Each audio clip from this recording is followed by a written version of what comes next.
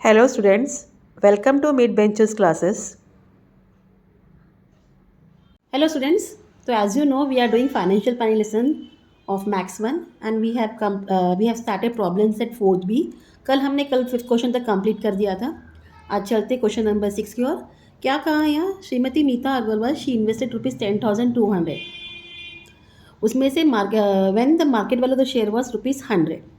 फिर वो कितने शेयर्स लिए वो हमें नहीं पता, और उसमें से 60 शेयर्स उन्होंने बेचे जब मार्केट वैल्यू ₹125 था, और बाकी जो रिमेनिंग शेयर्स है वो मार्केट वैल्यू जब ₹90 था. तो पहला शेयर जो बेचा 60 शेयर वो फ़ायदे में बेचा. बाद में जो जितने शेयर्स उन्होंने बेचे इट वॉज इन डिस्काउंट. तो she paid 0.1% brokerage for each trading. For each trading she paid 0.1%. You have to find whether she made profit और लॉस. अगर प्रॉफिट है या लॉस है तो कितना है वो अपने को बताना है. ठीक है. सो कितना इन्वेस्ट किया उन्होंने मीता अग्रवाल ने? Invested ₹10,200 when market value of share equal ₹100. The number of shares received by Srimati Meeta equal investment upon market value of 1 share. ठीक है. तो इन्वेस्टमेंट कितना है? It is 10,200 and 100. तो 0 कट कितना उन्होंने शेयर खरीदा है? 102 शेयर्स. फाइन. तो लिखेंगे आप Shrimati Meeta received 102 shares. She paid 0.1% brokerage for buying 102 shares. Clear this much? So therefore brokerage equal 0.1 upon 100 into 10,200. आप मल्टीप्लाई करिए, आपको ये और डिवाइड करना है अपने को. So you will get 1020.0. हाँ, अपॉन 100 से डिवाइड कर और डेसिमल चेंज होगा, ये हो जाएगा ₹10.20. ये ब्रोकरेज था उनका बाई करते समय. ठीक है.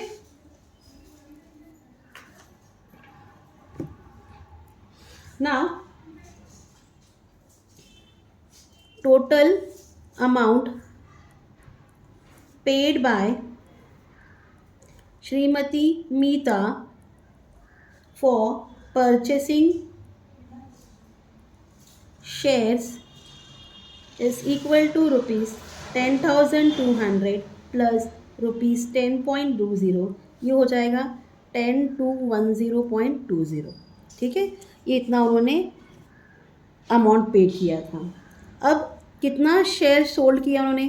She sold 60 shares when market value was ₹125. So amount received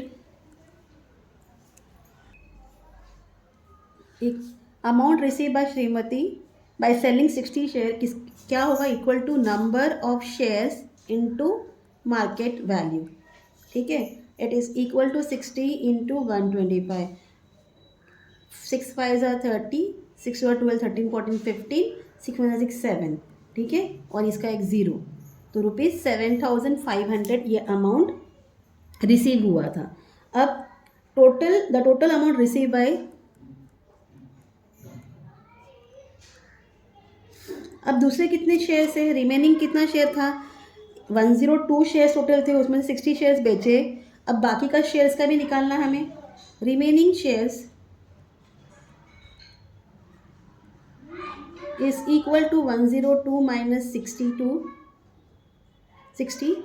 to 42. ठीक है. 42 शेयर्स हो गए. नाउ 42 शेयर्स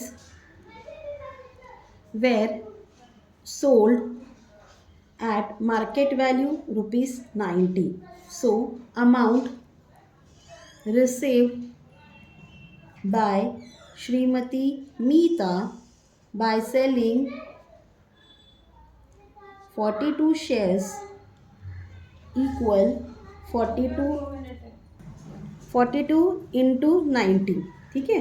मल्टीप्लाई करिए, 9 2 ज़ा 18, 9 4 36, 37 और ज़ीरो डाल दीजिए, तो ₹3780, ठीक है। अब इसको आप यहाँ 1 दे देना और इसको आप 2 दे देना। अब the total amount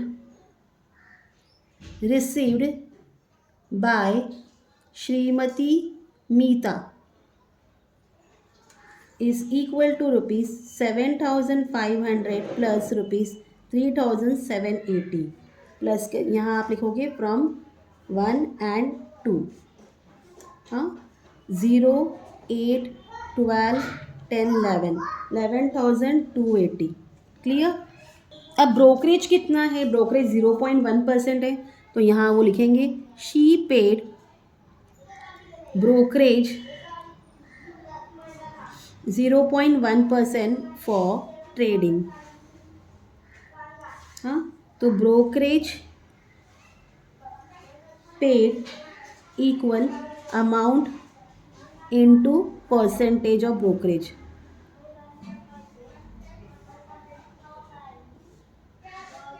that is equal 11280 into 0.1 upon 100।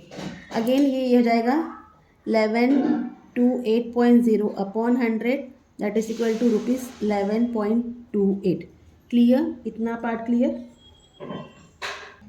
Now actual amount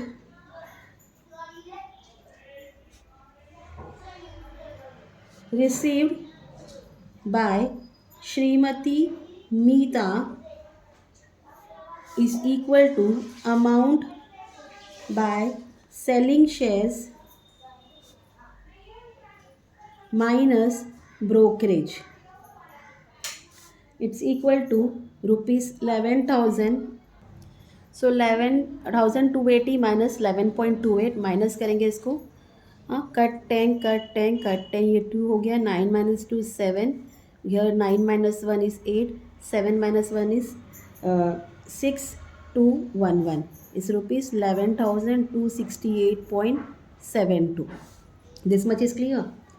So the actual amount received is equal to received by Srimati Meeta is more than investment 10,200 था,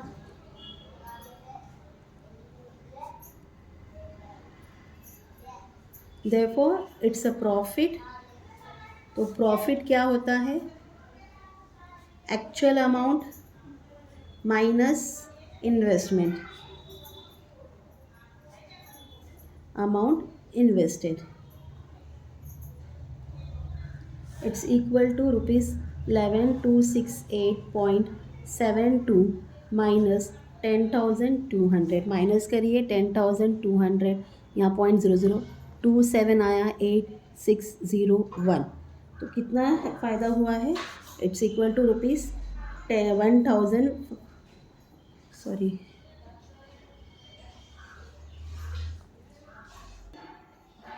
ये 1 था ना, ब्रोकरेज ऐड किया नहीं ना हमने इधर, ओके, तो ये 5 हो जाएगा, 1058.72, क्लियर। सो प्रॉफिट है, कितना रुपीज़ का प्रॉफिट है, 1558.72। श्रीमती मीता मेड प्रॉफिट ऑफ ₹1058.72। सो ये आपका क्वेश्चन नंबर 6 था। चलते हैं क्वेश्चन नंबर 7 की तरफ। Now what is given 7th question, market value of shares and dividend declared by the two companies is given below. Face value is same and it is ₹100 for both the shares. So investment in which company is more profitable, हमें बताना है company ए में investment किया profitable है कि company B में। आपको company A का मार्केट वैल्यू फेस वैल्यू है 132 एंड 12% दिया है, एंड कंपनी बी का फेस वैल्यू है face value is 100 both the, but company A ने इतना ही किया. अब देखते हैं क्या है मार्केट वैल्यू. ये 132 is market value company B and A, and 144 is market value company B. Both the face value was 100. Clear? So company A market value rupees 132, dividend 12%. So rate of return equal dividend income upon sum invested into 100. It's equal to 12 upon 132 into 100. Clear? सो आप divide करिए यहाँ. 12 1 ज़ा 12, 12 1 ज़ा 12, आपको मिल जाता है 1/11 into 100, that is 100 divide by 11. आप 100 को डिवाइड करिए 11 से. 11 9 ज़ा 99, 1 आया, पॉइंट डालिए, ज़ीरो डालिए, फिर 0 ज़ा 0, 10 नीचे आया, 100, 9 ज़ा 99, ऐसे ही ये आगे जाएगा. तो यहाँ अप्रॉक्सीमेट आएगा, प्रॉपर आपको नहीं मिलेगा. 9.09%. This much is clear. ये कंपनी ए का था. अब कंपनी बी का निकालेंगे हम. Company B market value is rupees 144 and dividend is 16%. तो सेम फॉर्मूला आएगा. Rate of return is equal to dividend income into upon sum invested into invested 100, that is 16 upon 144 into 100. ठीक है. 16 1 ज़ा 16, 16 9 ज़ा 144, आपको मिलता है 1/9 इंटू 100. अब अगेन 100 को आप 9 से डिवाइड करिए. 9 1 ज़ा 9, 1 0. ओके, 9 1 ज़ा 9, 1.0, 9 1 ज़ा 9, अगेन 1 0. तो आपको ये भी परफेक्ट नहीं मिलेगा, अप्रॉक्सीमेट 11.11%. ठीक है. तो ये 1 था, ये 2 था. तो कौन सा इन्वेस्टमेंट प्रॉफिटेबल है? या कंपनी बी का इन्वेस्टमेंट प्रॉफिटेबल है. आंसर में लिखेंगे from 1 and 2 the investment in company B is more profitable. Clear? So ये आपका क्वेश्चन नंबर 7 था. अब क्वेश्चन नंबर 8 करते हैं. Okay, now what is given in question number 8? Shri Aditya Sanghvi invested rupees 50,118 in shares of face value rupees 100. 50,118 rupees इन्होंने investment किया था जब शेयर का फेस वैल्यू क्या था 100 and market value was rupees 50. तो लेस अमाउंट था market value. Rate of brokerage is 0.2%. Brokerage 0.2% and GST on brokerage is 18%. सो इतने अमाउंट में कितना शेयर्स उन्होंने खरीदा ये आपको बताना है. तो उसके लिए बताने के लिए आपको बताना लगा पड़ेगा कि इन्वेस्टमेंट कितना था एक शेयर के लिए. Investment required for one share, market value is rupees 50. So brokerage at 0.2% on rupees 50 is equal to 50 into 0.2 upon 100. ये आपको मिलता है 10 upon 100, that is 0.10. ये आपका ब्रोकरेज अमाउंट है. नाउ GST निकालेंगे on brokerage at 18%, that is equal to ये 0.10 को आप 0.1 ही लिखेंगे into 18 upon 100. You will get 1.8 upon 100. तो 2 0 है, 1 2, तो यहाँ आएगा 0.018. ये आपको GST हो गया. तो therefore investment for one share is rupees 50 plus 0. Comma लिख दिए 10 प्लस 0.018. अब इसको कैसे प्लस करेंगे, कौन सा नंबर में 3 डेसिमल पॉइंट है वो देखना है. तो 50 के बाद आप 3 डेसिमल पॉइंट डाल दीजिए, देन 0.100, देन 0.018, 81105। तो कितना रुपीज़ था एक शेयर का? Rupees 50.118। Clear? So now investment by Aditya is rupees कितना है? 50,118 है। So the number of shares purchased bye Aditya is equal to investment upon investment on for one share. It's equal to 50,118 upon 50.118। देखो आपको directly divide नहीं करना था तो point के बाद कितना नंबर है? यहाँ 3 नंबर है, तो आप 1000 से इसको मल्टीप्लाई करें।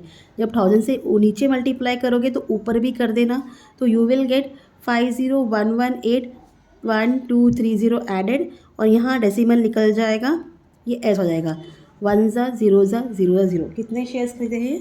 1000 शेयर्स। आया समझ में कैसे करना है? तो लास्ट में आप आंसर में मेंशन करिए, Shri Aditya Sanghvi purchased 1000 shares. So this was your question number 8 of problem set 4th B. 9th and 10th question will continue tomorrow, 9, 10, 11. Hope you are understanding what I am teaching you. If you have any queries, please let me know in the comment, and please share my videos, like it. I need your support. Thank you for watching, liking and sharing my video. Take care. Bye.